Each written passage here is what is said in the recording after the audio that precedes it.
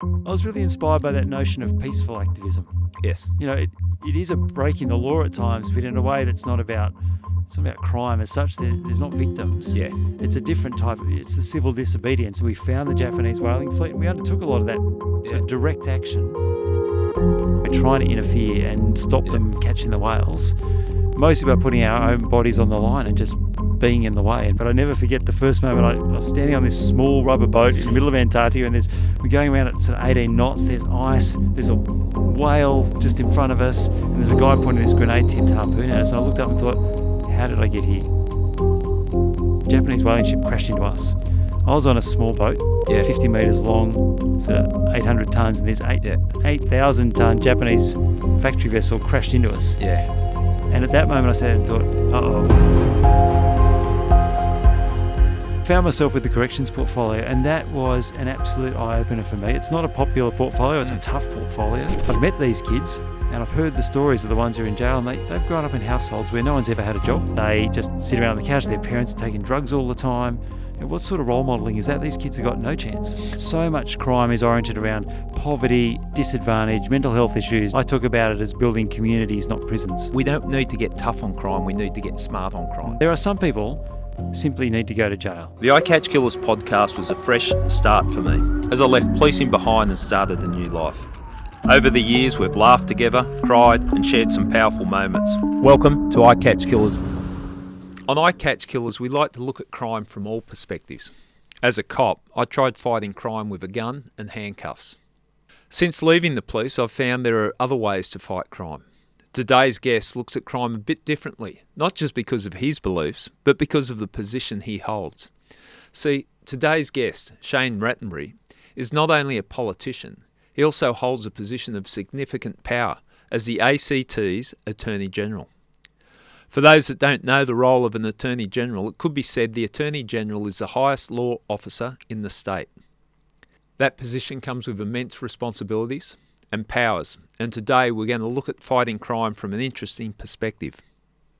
Shane is an interesting character and is true to his beliefs, as demonstrated in his activities as a Greenpeace activist. He has some amazing stories from those times. Today, we're going to find out who Shane Rattenbury is and get his thoughts on a whole range of things, including how he thinks is the best way to fight crime. Shane Rattenbury, welcome to I Catch Killers. Thanks very much, Gary. Now, I know you're a very busy man. We've been trying to schedule a time for you to come on. So thanks for making the time. No, it's great to join you. Yeah. Well, as a role of an Attorney General, I would imagine that's a pressure position. It certainly is, and your description of it as sort of being the first law officer of the jurisdiction is exactly right. It means you've got responsibility for the courts, legal policy, the direction of the criminal justice system, but also civil things. So we deal with defamation and all those sort of civil sides of the law as well. Yeah. So, and you've got the background in law. So, yes, I did my law degree at ANU quite some years ago now. Yeah. I never went on to practice law. I actually then took my law skills into other places. But it's great to end up back in this role where you have an opportunity to think through how do we make the law better for people. Yeah. Yeah, well, it gives you that, you've got a perspective on it, on how you can change and make a difference. And that's what we're going to have a deep dive into today's chat, because some of the things that you're looking at in terms of, let's call it law reform or just better ways of fighting crime, I'm passionate about that. Since I've left the cops, I'm thinking, well, I thought I was doing some good as a police officer, but there's a lot that can be do outside of that realm. Yeah, indeed. And look, the police play a fantastic role, and I really admire the work they do, because every time they turn up somewhere, they're usually meeting people on the worst day of their lives. It's very much how I think about it, and I've seen that in action. What we need to do is make sure that the police are focused on the things that we really need police for, but so much crime is oriented around poverty, disadvantage, mental health issues, drug and alcohol issues, I should say, and we need to make sure that we have a different response to those issues. That's very much how I think about it. Yeah. There's definitely a school of thought that prevention is better than cure. And I, even as a police officer for 34 years, I was always concerned when we're going to solve a problem through arrests. Okay, this is a problem where we're going to raise the stakes higher, we're going to bring in mandatory sentence, whatever. One thing that in the documentation I've been going through in preparation for this that I really like, because it's been a pet hate of mine throughout my police career, that come election time, quite often the platform is law and order, and the response is let's crack down on crime. We're going to make the legislation tougher. We're going to put more longer sentencing, that type of thing. And I always thought we missed the point, but that was what was often portrayed when there was a law and order issue in discussion leading up to an election. Quite often the response to that, okay, we're going to get tough on law. From my perspective, I don't think that always works. Would you share that? It is a really common thing to see in election campaigns. We've just seen it in the Northern Territory election a couple of weeks ago. And the new Chief Minister, her pitch was, the first meeting I'll have after becoming Chief Minister is to go and see the Police Commissioner. We're seeing it come through in the Queensland election, which is due later this year. We're in an election cycle in the ACT at the moment. We're also seeing it there. Yep. It is really common, and it's a simple and appealing answer, but it's not getting us anywhere. Right across the country, we are seeing prison populations go up. People don't feel any safer. But when you look at the justice reinvestment agenda, which is something that I'm really focused on, you are starting to see, and we've got some great examples, which I'm sure we'll get a chance to get into, where it is starting to reduce crime. People who've had long lives of criminal history are getting better. They're going on better tracks. It makes our whole community safer if we can make this investment. I talk about it as building communities, not prisons. Yeah, well, I'm all for it. The trouble is to sell that. Like I speak to people on the street, and they know as an ex-cop and a crime will happen, and they go, oh, this person should be put away forever. That type of narrative. And so I can see how it's easy leading into an election if you want the popular vote to let's just get tough on crime. But the alternative story is more complex. And so it's also harder when you're trying to tell a story in 15-second media grabs or a back and forth interview on radio where you've got 6 or 7 minutes. Yeah. It's hard to tell a more complex story. And so the simpler story works in that political context. Yeah. Why, in the journey I've been on, and it's been a journey in the 4 or 5 years I've been out of the police, one thing that, and I see him as somewhat as a mentor, and people would have heard me reference him before, is a man that had his son killed in a murder. It was a shocking murder in the Pizza Hut armed robbery. Working there to pay his way through uni, and someone's come in and killed his son, shot his son. He talks about getting tough on crime, and when that happened, he reacted the way that you would expect someone to react. He was outraged. He wanted to get revenge, all the type of feelings that you'd come with having a loved one killed in those circumstances. But he's of the view, and I steal the quote, that we don't need to get tough on crime, we need to get smart on crime. Mm-hmm. And if we can reduce crime, we reduce victims. And it's a simple narrative, but whenever I have a discussion with someone, but if there's less crime, there's less victims. Isn't that where we should be heading? Absolutely. It's all about making our community safer. Now, that grief is so understandable. Yeah. Horrible things happen to people, and particularly to lose your child, I think is one of the worst things that can happen to people, because there's that saying, you should never bury your own child. Yeah. It takes a lot of courage to be able to overcome that. Yeah. And I have absolute admiration. Now, there are some people simply need to go to jail. There are people who are genuinely dangerous to the community. Yep. And they need to spend time in custody to keep the rest of the community safe. But so many people, I spent 8 years as Corrections Minister, there are so many people in these systems who are there for reasons that are related to poverty, disadvantage, the way they grew up, mental health problems, all of these things. We can do so much better by putting them on a different track. Yeah. Well, putting them on a different track, and that's very much what Ken Marslew dedicated a large portion of his life to, with an organisation, Enough is Enough, and he would go into prisons and help where he could. But I find that type of focus on the way of fighting crime something that's productive and something that everyone benefits from. Before we get into talking about how we're going to fight crime and reduce crime and make the world a better place, let's find out a little bit about yourself. Tell us your story. Oh, look, I grew up in a small country town, Bateman's Bay, on the south coast of New South Wales. Town. It is great. It's grown a bit since I left. I then won a scholarship to go to school up in Canberra. Yep. My mum, I was a single-parent household. My mum took my sister and I up to Canberra thinking it would be better opportunity for the whole family. And she was right. Yep. I got a great schooling and then first in family to go to university. Yep. So that was a big thing as well. But I grew up in public housing, so I sort of look at my life. We were very fortunate, even though I grew up in a single parent household. We had good family around us. Yeah. Because I see a lot of the people that come into our criminal justice system, and they've grown up without that support, without the encouragement, and I reflect on that a lot in my own good fortune. Really, that I did have people around me who sort of saw how to put a good life together. They encouraged us into sport and clubs and those kind of community activities that really make a difference in your life. Yeah, it's amazing that having one good person, all that love and nurturing that can point lives in the right direction.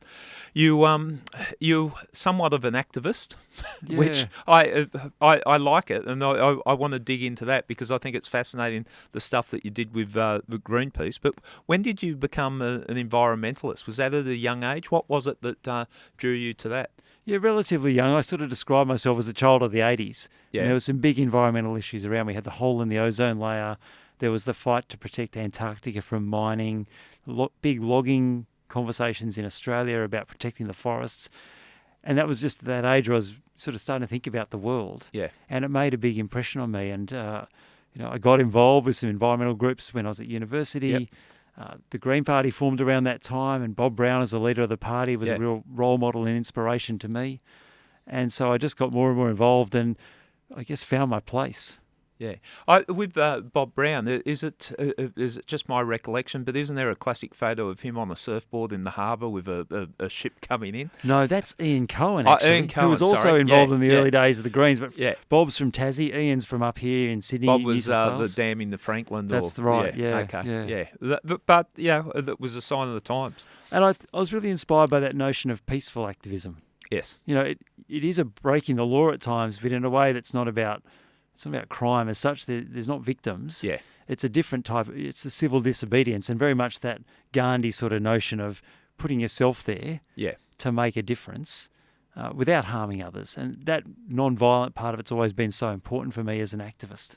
I wasn't involved in a lot of, from the policing point of view with protests, but I know that some people where there was logging or mining protests and all that, there was a good relationship with the police because it wasn't a violent protest and there would be a bit of laughter and they'd end up playing cricket together or whatever. They were still achieving the goals, but it wasn't violent. No, absolutely. I've had some terrific relationships with police over the years because I had a law degree by the time I started doing stuff with Greenpeace. I was often the one that was sort of designated to talk to the police and work through the issues and bail people out at the other end. Yeah. It's some fun times of sort of talking to the police about, all right, how are we going to work this out? And, they got a job to do. We totally respect that. They shouldn't, face violence in their workplace. Now, I know they do. Yeah. But in that kind of context, I think they do appreciate it. You're sort of sitting there saying, look, we're not here to give you guys a hard time. We're just here to do this. Yeah. And this is our plan. And ultimately they ended up having to arrest people at times, but even those people went away peacefully, and so it didn't present a sort of personal safety risk to the police. Yeah, well, for currency, what's going on down in Melbourne? It's ugly all round, isn't it? With the protests down there, and not the nature of protesting. Respect people's rights to protest, but it seems to be escalating on both sides, and it's never nice to see. Yeah, I don't like to see that sort of stuff. I think there's a way to make your point without, we see people throwing bottles and bricks at police. There's no place for that. The police don't deserve to have that when they go to work. Yeah. No, I agree, and it's unfortunate when that happens. But with your involvement in Greenpeace, it wasn't just a fleeting, uni radical get involved. You're right in you had positions in there, held positions. Look, I was lucky enough it became my job, and I worked here in Australia for a number of years, and then went overseas and actually went to lead Greenpeace's global oceans campaigning out of Amsterdam, which is where the international headquarters is, including a trip to Antarctica, taking on the Japanese whaling fleet. Tell us about that, because that was fairly intense. It was. We were out. Ships being rammed. And It was a pretty full-on time. So we took 2 ships and about 60 crew, a helicopter, and headed off into the Southern Ocean to try and find the Japanese whaling fleet. Now that's the hardest part, is actually finding them. They don't want to be found. Yeah. But that was a year that Japan announced they were going to start taking humpback and fin whales, which at that point they were still both endangered species. Yeah. And we just couldn't stand by and let that happen. So we sailed out of Cape Town, Turns out I get really seasick, so it was a pretty tough trip for me. It's not fun, is it? No, you're heading across the roaring 40s and 50s to get down to Antarctica, big oceans. Yeah. And I was on an ice-breaking vessel. They've got a rounded hull, so they bob around in the ocean. Yeah. So I lost a bit of weight heading down there. And this is a visual, not a visual medium. Your listeners can't see me, but I got a background in sort of running and stuff. Yeah, haven't got a lot of weight to lose. I didn't, but I lost some weight down there just because I couldn't keep the food down. But look, once you get down there, we found the Japanese whaling fleet, and we undertook a lot of that sort of direct action, non-violent, but getting in those small inflatable boats, putting ourselves between the whale and the harpoon. It's a pretty wild time. You're down there, the water's freezing cold. Yeah. It's only 1 or 2 degrees. Yeah, it can't last too long if you fall in. I mean, it's the height of summer, so it's 24 hours of daylight, but it's not warm. Yeah. And you've got ice floating around in the water, small icebergs, there's whales, there's a guy with a grenade-tipped harpoon pointed directly at you. Yeah. It was because it got fairly willing at stages because there were water cannons and all sorts of stuff. Did you have any? Did you get arrested or did? Well, there's no police. You're on the high seas. Yeah. There is literally no law. Yeah, it is the Wild West out on the ocean, and so this is your time playing pirates. Yeah, it's just us versus them down there, and the rules really are. I mean, there are rules of shipping. Yeah, how to safely interact at sea, but obviously we're out there. We're trying to give them a hard time. We're trying to interfere and stop them catching the whales, mostly by putting our own bodies on the line and just being in the way and bearing witness to that as well. When you were positioning yourself between the whaling ships and the whale, you were putting. I was watching that. It was fairly risky stuff. How did you feel? Yeah, you sort of do all this training, you think about what it's going to be like, but I never forget the first moment I was standing on this small rubber boat in the middle of Antarctica, and we're going around at sort of 18 knots, there's ice, there's a whale just in front of us, and there's a guy pointing this grenade-tipped harpoon at us, and I looked up and thought, how did I get here? And am I going to survive this? Now, we did, and you then just click into all the training mode, and the adrenaline takes over, and you're in the moment. But yeah, there was certainly a moment where I thought, and the other moment was we did have an incident down there where we crashed in, or the Japanese whaling ship crashed into us. I was on a small boat, 50 metres long, sort of 800 tonnes, and this 8,000-tonne Japanese factory vessel crashed into us. Yeah. And at that moment I sat and thought, uh-oh. How that would have made a hell of a noise. And the noise was unbelievable. Yeah. Just the crunching of metal on metal. And I just had to think, this ship's going to turtle over. Yeah. And we're in the frigid waters of Antarctica, and we are in strife here.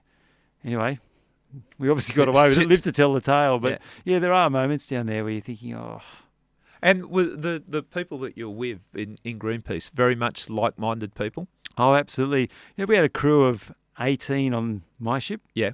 No, 18 different nationalities, I should say. Okay, that's an interesting mix. And we spent a Christmas down there. It was actually fantastic. So we had in the quieter moments, we sort of shared all our different cultures, and people came to things with really different perspective, but ultimately with a real conviction for making the planet better. Yeah. Oh, well done, because someone had to speak up. But putting yourself between the harpoon and the whale in the Antarctic, a little bit risky. I'd sort of seen that earlier in my life and thought, wow, that's a gutsy thing to do. So to find myself in that circumstance was a bit of a moment in life where you think, here I go. Part of it was actually also telling the story. Yeah. There had not been video footage of this sort of whale hunting process, and we had cameras on board, professional photographers and the like. So part of it is, you're 2,000 kilometres south of Australia, at the end of the earth, and part of it is capturing the pictures to tell the story so that people back home can say, actually, we don't agree with this, we want it to stop. Well, that's what really came across from those images, the brutality of it, and the whales and the harpoons, and seeing them dragged up and cut up and different things. It's pretty gross. What besides that, what was it like down there? Just from the environment, looking at it, must be an experience within itself. It's an incredible part of the world. I mean, the beauty of the icebergs, 24 hours of daylight, penguins, pods of orcas swimming past, seeing the whales, all the birds, you get all the albatross and the birds that live in those parts of the world. It's an incredible part of the planet, largely untouched by humans. But I've actually been back last year on a climate change expedition. Right, okay. And we were looking at the impact of climate change, but even plastics. We did a trawl for plastics in the water and finding plastics at that far end of the ocean. Got that far. Small pieces, small fragments, but the circulation of the world's oceans means that as humans, we have polluted every corner of this planet. Yeah, and it drifts down there. Mm. Okay, you will go. How long were you involved with Greenpeace? About 10 years. Okay. Here in Australia, as I said, and then I did 6 months in Bangkok in Southeast Asia, where Yep. Greenpeace was establishing a presence. What sort of issues were you dealing with in Southeast Asia? It was a lot about ocean pollution, Yep. industrial pollution, chemical outfalls. Countries like Thailand, the Philippines, and the like, where there wasn't the level of environmental protections, environmental rules and regulation that we would have in Australia now. Yeah. So it was really, for me, coming from Australia and going to that role, it was a bit of a step back in time. There were things being done that had been outlawed in Australia many years earlier. And I was really pleased to go there for a period as an experienced activist, to work with activists from Thailand and the Philippines and Indonesia on ways you could campaign and ways you could expose these stories and help change things and lobby governments for better laws. And where do you think this came from? Where your drive to your passion? Yeah, I don't know. In the sense there were no other activists in the family. We were not a political family at all. Right, so it wasn't your mum whipping it into you right from the start. Definitely not that. I think it was just that thing of being a child of the 80s, and these things were coming onto TV, and organisations like Greenpeace were getting out there telling these stories, and I thought that's a way I can make a difference in the world. Okay. And looking back at your 10 years, are you proud of what you achieved there? Oh, absolutely. We made a real difference in a range of different areas. Greenpeace has got a proud history. Controversial organisation at times, and not everybody's cup of tea, I understand that, but that commitment to non-violence has always been such an important part of it. Whilst it's been controversial, Greenpeace has done things that not everyone's agreed with. Yeah. They've also shifted the dial, and there's a lot of environmental wins around the planet that result from that, people being willing to get in and have a go. Well, I think without sometimes things that you've got to fight for and fight for it in that way to draw attention to it are necessary, because otherwise it's very easy just to sweep it under the carpet and someone else's problem. Yeah, and there's lots of people around the world who can point to some of those images that Greenpeace has generated. You brought up that one of Ian Cohen surfing on the bow. That wasn't a Greenpeace one, but the thinking in Greenpeace was pictures tell 1,000 words. Yeah. And so creating those powerful images, bringing those images of whaling back from the Southern Ocean, people get those images. They leave an emotional impact on them. Yeah. And that's how you get change as well. Okay.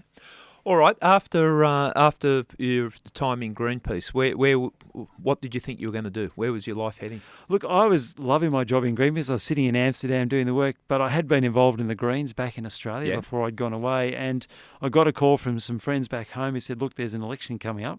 Would you consider going for pre-selection and running for it?" And I thought, I'd been away a while. I was overseas. You miss the family. You miss Australia. Yeah. It felt like about the right time to come home, so I took up that opportunity, came back, literally flew in and started election campaigning, and I was fortunate enough to get elected at that go in 2008. Okay, what seat? And that was? It was a local seat in Canberra, right in the heart of Canberra, so the central bits of the city, an area that I called home. I ask people this and think, I know quite a few politicians, and David Shoebridge is a good friend of mine that you'd know David. Utmost respect for him. I think he changed my thinking on politicians. I've known him for probably 15 or so years, and a passionate person that fights for the right things, and very, very impressed by the way he goes about his business. But to put yourself up as a politician, I would imagine it's quite confronting. It's almost like at school, am I going to be the popular kid? Like, you really, hey, look at me, do you like me or don't like me? I would imagine you felt vulnerable. It's a really great observation. And for me, it was a real change, because going from Greenpeace, you were there sort of, I did media work for Greenpeace, but it was about the organisation and about the issues. Yes. When you go into politics, you're right, it's actually about you personally. Yeah. For me, it's still about the policies and where the party stands and those kind of things, but it is, the way it's talked about, it is much more about you, and you get voted for. And certainly it almost gets harder once you've been elected the first time, because then you come up for re-election and you're reapplying for your job in this really public way. Yeah. And if you lose, you sort of get sacked pretty publicly. Well, it's brutal, isn't it? Yeah. If the opponents, the way politics plays out, if you make a mistake, you're going to get crucified, and it's going to be public, and you're going to get humiliated. And we've all seen so many politicians have to fall on their sword or be caught up in something. So, and we all make mistakes. In any career, if you're in a job, there's things you're going to probably look back later and think, I wish I'd done that differently. 100%. Yeah, and you get that feedback usually from your boss in a one-on-one meeting in the room. Yep. In politics, it's on the front page of the paper the next day if you don't give a great quote or you misjudge something, and it does happen. Or you in a conference where you haven't got the facts in your head or whatever, and people get crucified for that. And I think we're hard taskmasters, but I suppose that comes with putting your hand up there, going, "I want to be a politician." And on the flip side, it is a fantastic job. Yeah. I do love it. You have this, and it's a real privilege to be in a role like this, particularly once you become a minister and have that particular set of opportunities. But you have a chance to get up there and shape community perspectives, make an argument. And for me, I still feel like an activist. Yeah. People often say, "Oh, what's the difference between the role I had in Greenpeace and being in politics?" And I still feel it's very similar in the sense that you're out there trying to make an argument for a different pathway forward, to convince people there is a good way to do this. And so it's like that, and it's a privilege to have that kind of a role. You can make a difference. I think if you can hang on to that feeling that it's a privilege and an honour, that would have to serve you well. Yeah, and certainly in ACT politics, it's a bit different to, say, federal politics, where you have to go away all the time. We're in our community every day. And it's a smallish place. Yeah. We don't travel much. Coming up to Sydney is kind of a day out for me to come and record the podcast, but it keeps you very grounded as well, because you're in your community, just out getting your groceries, and someone will come up to you and say, "Hey, Shane, what about this or what you're about that?" Local member as well. Yeah. So how long have you been in politics now for? I'm actually just coming up for the end of my 4th term, so 16 years. Okay, so that's a long. It wasn't what I career. set out for. Yeah. You just sort of find yourself there, and there's still things to keep doing, and I've still got the energy for it. And we are, as I said earlier, we're coming up to an election soon, and as part of that, you've got to go through the pre-selection process in the party, and that's the time to sit down and think, have I still got it? Do I still want to do this? Because it is a hard job. It's a constant job. It's non-stop pressure, non-stop scrutiny, and so you've still got to have a passion for it, or you've got to get out. Yeah, and I think the pressure and the scrutiny, that you've got to be on your game. If you're not, you probably shouldn't be there too. I think if you're there for an honourable reason, if you're tired or you're just going through the motions, you're not giving justice to the people you're there to serve. I think that's exactly right, and you've got to be honest with yourself about that. Yeah. And I sat down and did that last year. Sat down and thought, right, I've been here a while. Have I got it in me? And the answer obviously came out the other side as yes. So I'm having one more go. Okay, no, I understand that. I felt the same when I was in as a homicide detective. If I got to a point where I thought I can't give it 100%, it would have been time to step away. So that's not a job where you can be half-hearted about. No, it. well, I always said to people when I came in, it was told to me, and when people came in under me, that it's not a 9-to-5 job. If you're going to call yourself a homicide detective, you're going to have to sign up, and you're going to have to make sacrifices. I would imagine that's very similar to the role as a politician. Yeah, I sort of look at it now, having done it for a while, and you do lose contact with friends. You just don't have the time to catch up, and that's not anybody's fault. It's just, the job gets in the way, and if you're passionate and committed to it, it does, it takes your time and your energy. You can do what I did after I left the police. I went round to family and friends and apologised. I'd just been busy for the past 20 or so years. But did they accept it? Oh, some did, some didn't. But I'm working towards the ones that didn't. So with crime, I'm fascinated by some of the things that you're focusing on and the way to fight crime. Just your background in politics. You're the Attorney General now, we've talked about that, but you also held some portfolios that gave you a good understanding of the world of crime. Yeah, I first became a minister back in 2012, and they handed me the corrections portfolio. I had no background in it. I mean, I had the law degree, but I'd not been a criminal lawyer or anything. My world had been environmental activism, a bit of interaction with the justice system, as we touched on, bailing out activists, paying their fines, negotiating bail, but pretty, in the grand scheme of a criminal justice system, lightweight stuff. Yeah. But I found myself with the corrections portfolio, and that was an absolute eye-opener for me. It's not a popular portfolio. It's a tough portfolio in terms of there's not much good news comes out of corrections. But it's actually an amazing portfolio because if you get it right, you make a real difference. And so I really got the bug for it. Right. I did a 4-year term as corrections minister, and you come around and at the next election there's a bit of a reshuffle, and they're like, what portfolios do you want? Yeah. I said, I'll keep corrections. And I think there's a bit of surprise at that, but it's an important portfolio. It's very, very important, but it's one that you're quite right. There's not a lot of positive stuff that comes out of it. The only time you hear corrective services generally in the media or people are talking about it when something's gone wrong. Yeah, death in custody, a riot, Yep. someone escapes, these sort of things. Yeah, that is generally what you see in the press. But like the police, I reckon, there's a lot of people in corrections who go in there because they think they can make a difference. Yeah. They go in there, a lot of it's with heart, actually. And I don't think that's a common perception of corrections, but I've met a lot of corrections officers who say, I'm here because I think I can help people out. I was guilty of looking at corrections when I was a police officer, and we'd spend a lot of time in jail, but just thinking, okay, corrective services officers. But since stepping away from the police and spending time in jail and spending time with corrective services officers, I'm amazed. I shouldn't say amazed. It's just I've become aware of how passionate they are about making a difference. Because I think the public perception that we see on films, or they walk around with a bat and just dragging along the cell doors with a big set of keys hanging off, but it's so far different when they're inside. Yeah, and it's a tough role as well. I mean, there are people in jail who use violence to resolve disputes. Yeah, because that's how they've learnt to survive in the world. And the corrections officers are at risk of that violence, but there's also so much they can do. And as we've talked about earlier, so many people in jail are there. They don't want to be there. Yeah. Yeah, and I've spent time chatting to prisoners as well. You know, most of them just want to get home to their families. They want to see their mum. Yeah. They feel they've brought shame on the family. So there's a lot of people in jail who have really interesting perspectives on life in a way that, again, the community wouldn't understand through the sort of the stereotype of thinking about who's in jail, what it's like, that sort of thing. Most of the time, a lot of guys in jail are just, and the ladies are just bored. Yeah. And they just want to get out. That's I agree with what you're saying, and from a police officer's point of view, I'm thinking I didn't really care what happened to them when they went into jail. It wasn't my concern. I was just looking what's my next case.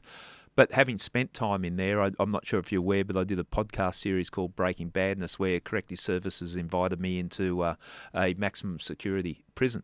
And I found it a fascinating experience. I spent a couple of weeks in there and speaking to some of the inmates and what their stories were, and I'm thinking we could really make a difference. And what they're doing there, and we might touch on it a little bit later, about the way prisoners are being treated so they can integrate better into society. So talking in a general sense, we touched on it about the election promises, crack down on crime and all that. What's your overall view on the way we should approach crime and law and order? In the big picture, anyone who goes to jail is mostly going to come out again. And so if we want to make our community safer, we need to take that opportunity to intervene, either while they're in custody, ideally before they ever get there. As I've touched on, so much crime comes from poverty and disadvantage and the like.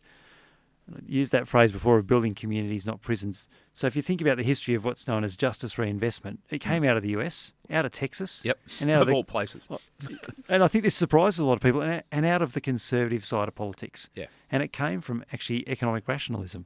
The idea that jails are really expensive places to run. The criminal justice system costs a lot of money to run. Yeah.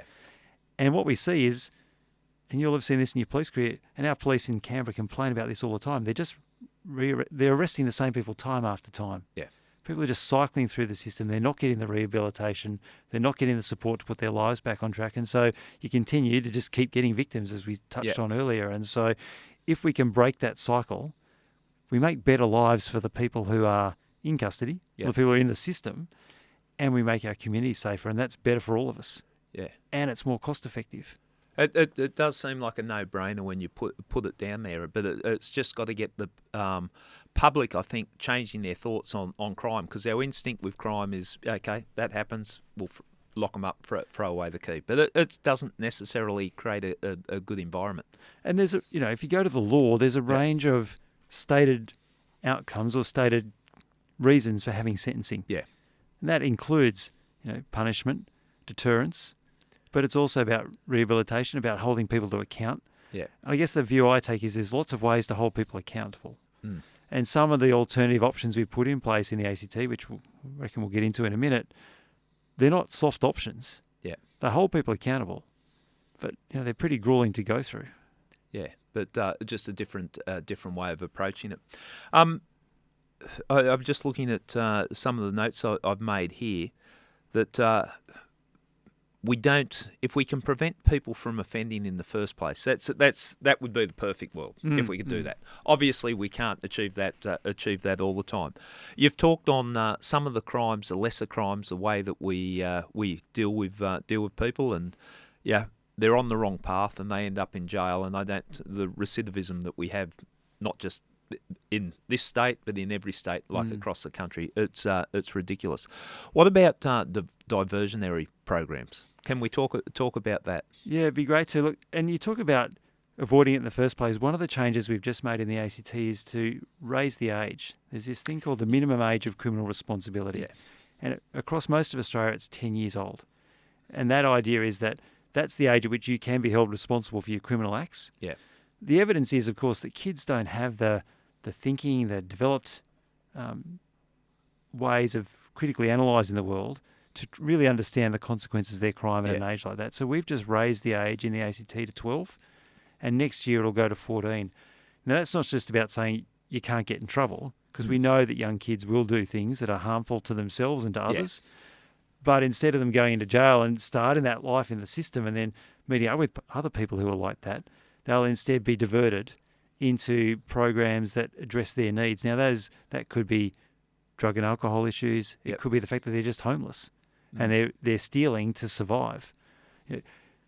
All of them are different. They've got different needs, but the clear intent is that they will be held accountable, but they'll also be given the support to make sure they don't keep going down that path. So it is actually about starting right at the beginning when you think about something like kids and their early interactions. I've met these kids and I've heard the stories of the ones who are in jail, and they've grown up in households where no one's ever had a job. Yeah. They're not encouraged to go to school. They just sit around on the couch. Their parents are taking drugs all the time. What sort of role modelling is that? These kids have got no chance. Yeah, and like you hear lives like that and think, well, how are they meant to turn out? Like yourself, myself, we had people that cared for you, pointed in the right direction, and if you didn't have that, so it's an interesting concept, like raising the age for being liable for a criminal offence. Because the alternative is if that age, you could be sent to jail in Australia as young as 11 years old. Yeah, you go into juvie. If you're in juvie at 11, it's mostly the kids that are a little bit older, 12 and 13, where you really start to see the trouble. But, the Northern Territory's also raised their age of criminal responsibility. Yep. But the new government's come in and said, actually, we're going to push it back. I just don't... Kids, if they get into the system at that age, they're just going to get institutionalised. They're hanging out with other people who are in the same circles, and the cycle's going to build. I've had too many people on here that have gone down the criminal path and talk about when they went into the juvenile system. That virtually marked their cards. It was absolutely. Okay. This is a path I'm going on, and it was almost in that environment you got credit for being the worst kid in the system. Yeah, they're the stories we hear from these kids. Yeah. So we break that. What about with drug and alcohol? The courts specifically set up for those type of things, because we had a recent guest on and talking about he was hooked on heroin for 20 years or whatever, and he's now working on the thing that it's not about treating the drug addiction, it's about treating what drove people to drugs. And I think from a policing point of view, we'd go lock up the same people, and you always knew it was drug related or alcohol could play the factor in it. How do you see that working? Like changing the focus that let's treat the problem, your addiction to drugs, we've got to work that out, otherwise you're going to keep coming back to court. So what's your thoughts there? The drug and alcohol courts are a really powerful model. Now, we've brought one in relatively recently compared to some other jurisdictions, but the results they're really life-changing. I went and saw one in New Zealand to see what it was like. The first time I was over there for a corrections ministers conference, and I went and checked out the court while I was there, and the judge, it was a lady, she was a fantastic mix of frightening school teacher and caring auntie. Yeah, okay. And the way she ran a court, and the way the premise of the drug and alcohol courts is you get support when you're going well. Yep. But if you fall off the wagon, you get pulled into line and you get held accountable. And our one in the ACT, the judge there happens to have been a male. He's played that same sort of role of pushing both sides of it. And we've just done some evaluations of it, and the results have been fantastic. We've now had 33 people graduate through the program. So basically, you're going to be sentenced to jail, and instead you get sent into this stream in the drug and alcohol court. You're back out in the community, but it's intensive. You've got to go to court once or twice a week to check in with the judge.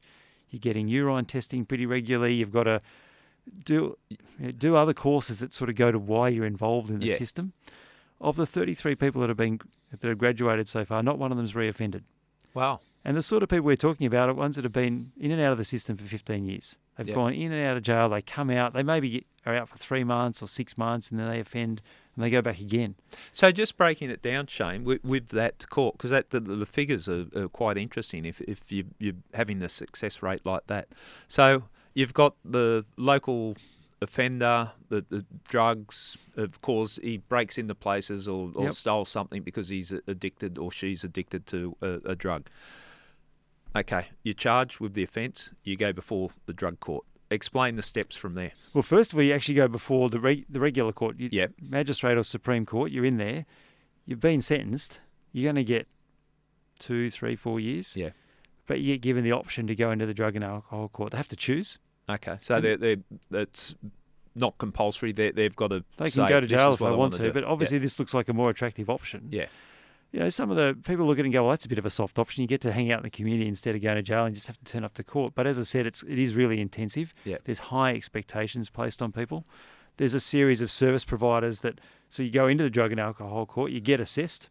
We've got health staff working there. We've got social services staff working there. Aboriginal and Torres Strait Islander support services, because obviously there's the overrepresentation of our First Nations community. And you then get prescribed the sort of activities you have to be involved in. Yeah. And how long does how long do they stay on the program? It can vary a little bit, but it's sort of a 12 to 18 month time frame is roughly it. And even those who haven't graduated, they finish up because their sentence runs out, or for various reasons they don't finalise the program. Even in that cohort, we've seen a sort of 80 to 90% rate of not reoffending. And is the not reoffending because you've taken drugs out of the mix, their addiction, you've dealt with the addiction? Pretty much. And they were offending because of their addiction, and it was like a cat chasing its tail. Yeah, that's exactly it. But the other benefits that come out of us are so powerful. I mean, the breaking of the addiction, the stopping the offending, but then stories of people being reunited with their children because they're clean, they're getting a life, they're getting jobs. We had one fella spoke at an event recently who'd been through the court, and he talked about getting himself some education, getting that reunification with partners and kids, and really stuff that matters in our lives. There's a lot to be said about the need for people that have been taken out of society, whether they're in prison or they're on the verge of going to prison, having that connection with community, having that connection with their families. Yeah, there's a real risk of people being ostracised because they've been in jail, because they've committed a crime, and the only people that will associate with them are other people who've been in jail, and they're not pro-social influences. They're not, they're people that say, hey, come to this party with me and do some drugs, or come and help me knock over this servo, or whatever the story is. Whereas if you reconnect with family, friends, you're able to get a job. That's probably the ultimate success, is actually getting re-employed. But all of those influences, they're the things that keep you on track. Yeah. And gives you a sense of self-worth too. I've seen people that turn their life around, and they walk differently. They walk with pride. They're not slinking around, and they have that sense of self-worth. What about restorative justice? Your thoughts on that? Because I'm really fascinated by this is such an interesting area of justice. For people who don't know about it, the idea of restorative justice is essentially making peace. Yeah. And again, it's definitely not a soft option. The way it operates in the ACT is you have the offender, you have the victim, and through a supported process, you have facilitators who run it. And there's a lot of preparatory work goes in. You don't just chuck them in a room together, but ultimately you get them in a room together, and the offender has to sit and speak with the victim, and the victim talks about the impact the crime had on them, how it's left them feeling unsafe at night in the dark, the sense of violation from having someone break into their house, whatever the circumstances are. The victim will talk about the impact it's had on them. And the perpetrator has to sort of sit and confront that. And it is a powerful thing. Out the other side, the intent is the perpetrator takes responsibility for what they've done. The intent is they apologise. And there's a reparations process where the victim can then talk about what they want the perpetrator to do that would leave the victim feeling like the perpetrator had taken responsibility. Yeah. Yeah. Have you seen examples of that? I've never been in a conference, Right. but I've spoken to a lot of the facilitators, and I've spoken to people who've been through the process. Yeah. They find it, victims of crime find it really empowering. Because one of the things of being a victim of crime is it takes away your sense of agency. Yeah. Someone's done something to you that you couldn't control. And so many victims, they're out the other side. That's what most impacts them. Yeah. And this is a way of giving agency back. It's a way of finding peace out of it. And again, in the surveying we've done of people who've been through it, we sort of get this 98, 99% satisfaction rate. I mean, it sounds too good to be true. Yeah. Now, I say that because often you enter into this process and it doesn't always work. If the perpetrator is not prepared to take responsibility, they won't be put in the room with the victim because that could just make it worse again. But that ability to sit down with somebody and make peace, come out the other side with a sense of, them understanding what they did to you, you understanding perhaps why they did it, and then making that act of apology and doing other reparations is well, it potentially helps the victim too. Absolutely. I've seen victims that their lives have been destroyed because of and this might be families of victims of homicide or victims of crime themselves that survived, but they carry this anger, this fear, this whole range of emotions that can be soul destroying if you're angry and hanging on to that. And I've spoken to people. I won't name them for their own privacy side of things, but people who have their family members killed and they've sat down and I won't say make peace, but they've come to terms with what the person has done and actually met with the person, and they get a better understanding and still stay angry, but the anger is channeled in a more positive direction. So it's a good way to describe. I mean, victims have a whole range of experiences and how they feel out of these processes. But I was talking before about how this is an empowering process because the alternative, the criminal justice system, like you go to court, the victims don't have a role in court often. I mean, we now have victim impact statements and the like, but historically, the victims feel very much marginalised in the process. You go in the courtroom and the perpetrator's in the dock, the judge is up there, the lawyers are sort of having the argument, and the victim's sort of sitting in the back, often not understanding the process because it's complex, it's legalese. The witnesses come in, the victim may or may not be a witness. People have spoken to me about the fact they come out of the other side of that and they're like, well, that all happened around me, but I'm sort of still here and I don't know what happened. And I don't have a sense of having got to tell my story very well. The defence barrister was cross-examining me. I felt like a criminal. So it's a pretty dissatisfying process for a lot of victims, whereas restorative justice is a very different process. I hadn't even thought about it in that context, but I do understand what you're saying because quite often, for murder trials, I'm with the family the whole time, and they come out and they're just, what was that all about? Speaking in legal jargon and not understanding it and being excluded from the courts on certain things. I was involved in the first victim impact statement here in the state. It was the murder of Eileen Cantlay. And I remember when that came in, it was the first time it had been used in New South Wales. And I got the sense there was a lot of resentment from the court system because the court system, we don't need to hear from the victims. That type of, let's call it intellectual arrogance that comes with the legal fraternity. But I see the way it helps victims, at least having their say, like coming in there and actually speaking the impact it's had on them. And quite often it's very traumatic for them sitting there, and it's always emotional when they're reading their victim's impact statement. But I think that's bringing some sort of humanity into the courts. Yeah, one of the things I developed a few years ago in the ACT was a Victims' Charter of Rights. Yeah. Because there's a whole series of points in the justice process where victims interact with the system, and it can be really dissatisfying for them. From the obligations on the police to keep them updated on the investigation, through to the Director of Public Prosecutions, again keeping the victim in the loop, telling them what's happening. Some of the worst examples I've seen where people are so upset is where there's been a plea deal done, and the victim's sitting there going, "What the hell just happened?" Not consulted. Yeah. So we've now formalised this into the Victims' Charter to give both victims a clear sense of their rights, but also to put the pressure on the agencies who are busy, but saying to them, actually, the system's going to work a whole lot better if we step through these processes. And the system should be there. The system, I always think laws, courts, it's there to serve the community. So if it's not providing the service that the community want, we've got to try and change it. I always think that's a good definition of police. Quite often, police are rating themselves on, are we doing a good job or whatever. I think a police force should be judged on, are they providing the service to the community that the community require, and if they are, they're doing their job well. But let's just wind back to restorative justice a little bit too. I think it's very powerful for the offender, especially a young offender that mightn't quite understand what it meant when he robbed the little old lady of the handbag and ran off the street. But if he had to sit down and speak to that person and the impact that it's had on the victim, I think there has to be some benefits there, because I don't know about you, but when I was a kid, I was sort of ignorant to other people's emotions because your world just revolves around you. Pretty much. That's been a teenager. Yep. So being dragged into that situation where you've got to confront what you've done and understand, I'm sure that has to have a good effect on people. That's the lesson out of it. You're absolutely right. And in recent times, we've opened the scheme up to domestic and family violence and sexual offences. And they're obviously much more difficult issues, but the case studies are fascinating. You know, people often think of domestic violence as being between intimate partners. Yeah. But it can also be young people, often young men, assaulting brothers and sisters or their parents, these kind of things.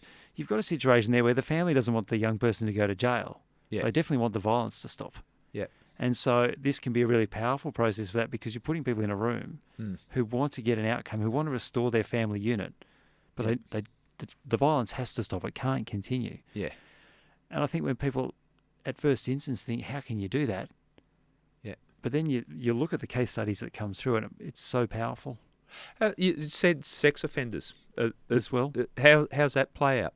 Yeah, look, we haven't seen so many. We've had this. We opened it up probably about 2 or 3 years ago now. We've not had so many sexual assault matters coming through. It's obviously the most difficult area. Yeah, I could imagine it'd be confronting. And the whole point of restorative justice is it's all done with consent. Yes. No one's forced into it on either side of the equation. If a victim says no way, then it's never going to happen. And if the offender is not there saying, I'm open to taking some responsibility, well, it's not going to happen. And so the facilitators who run the process have a really important role to sort of make that judgment. And there's a series of pre-meetings, and it takes quite a bit of preparation work, because you can't have people going in there just trying to get off scot-free or get the easy route. Yeah, and you've got to give the agency to the victims too. So Absolutely. The fact that you can't, well, this person's assaulted you, now you've got to sit in this room and talk to this person. And clearly for some victims of crime, it's just something they're not going to want to do. Yeah. But that goes to that spectrum of victims and their hopes and their aspirations and their, what they think they might get out of it. Yeah. When we'll wrap up shortly for part one, but when we come back, we're going to break down some other aspects of way of fighting crime. But I just want to talk in a general sense, because a lot of it's going to be about what happens in the prisons. My observation of prisons, and it's not these are not my figures, but it was when it was said to me, and the work that I did within the prisons, it makes a lot of sense. You've got probably 20 or 30% of people that are in prison that are, let's call them professional criminals. They've just chosen that life. They know they could be the thief that we know what's going to happen. We're going to get out. We're going to do our crime, and we're going to come back in. So they're a hard group to change. That might be their family history. That might be what they were raised, the values they're raised. So they're the professional criminals. Then you probably sit with maybe 60% of people that have made mistakes. These are the people that they're inherently good people. They've just gone on the wrong path, surrounded themselves with the wrong people, had no direction. In there, they hate being in jail. They hate themselves. Not hate. That's a strong word, but they're not. This is not what they want their life to be. So that sits 60%. Then the leftovers are the people that society needs to be protected by. And really, I haven't gone too soft. My attitude with some of that level of people, I don't care what happens to them. They've got to be taken away from society because of the nature of the crime. So any work that we can do in that space, if we can't, you can't change everyone. There's sometimes the things that you've proposed will fail. But if you can change a few of those people in there, it has to be better, doesn't it? It's that 60% that I'm most interested in that you're describing. It's a good description of them. Yeah. It's my experience of watching who's in the system and what they're there for and why, why they found themselves in those circumstances. If we can get that 60%, that's a great start. Yeah.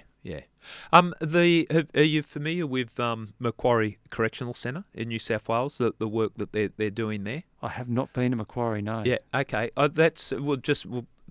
I went up there, spent a couple of weeks in there, invited by Corrective Services.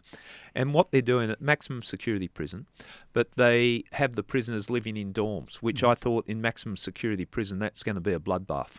You can't put 25 prisoners in a dorm and just lock the keys and leave them there. But there's no when I say there's no violence, if there is violent actions up there, they're removed from Macquarie Correctional Centre. They work for 6 hours a day, like go to a employment within the prison, whatever they're doing, and they study for 6 hours a day, and they resolve their conflicts not with a shiv, which happens in most prisons. And it was like, I was sitting down speaking to the prisoners, and they go, "Okay, we all live in here, 25 of us in this dorm. If I've got an issue with Shane, we'll raise it and we'll discuss this, and then we might suggest that Shane should go to another dorm or whatever." And what I was picking up from them, the corrective services officers, they treat them with respect, and there was mutual respect between the two groups. It wasn't that clear line, the blue and the green, that normally occurs in prisons.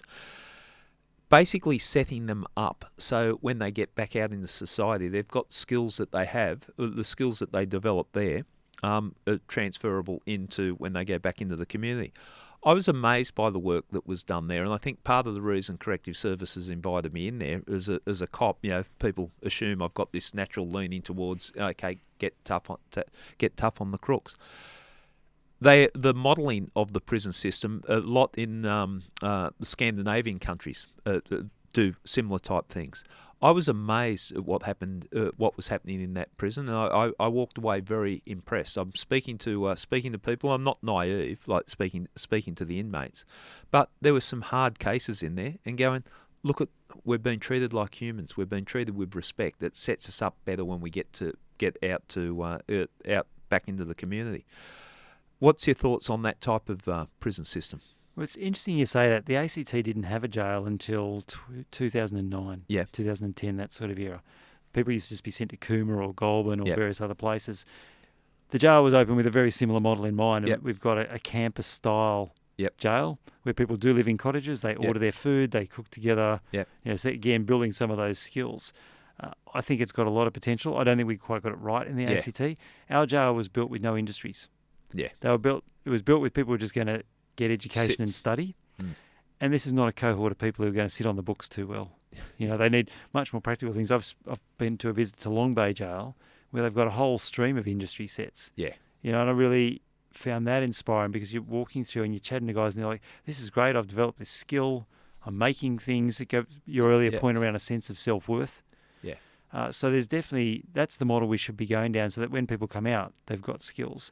And because we didn't build our jail with industries, we've got a significant problem of boredom. People just sitting around. They don't want. And boredom creates, it creates violence, creates drug-seeking behaviour, all of those things. So, well, what the thing that I came away with after spending time in that prison, and I also went into another prison that was more the traditional, but at the Macquarie Correctional Centre. There was people that a sense of pride. There was a different feel, a different vibe in the prison, and prisons have that vibe. You walk in and you just, this is a horrible place. But there was some positive things happening there, and the way that they were being treated, and the inmates were being treated, the way they treated each other, and the way that the staff were treating the inmates, and vice versa. I thought it was really positive. So I from a police point of view, and I reference it back to Ken Marslew, that if there's less crime, there's less victims. So, and the whole community is safer. We're all better off. And people, I think, and this is let's talk. Wind the clock back centuries ago.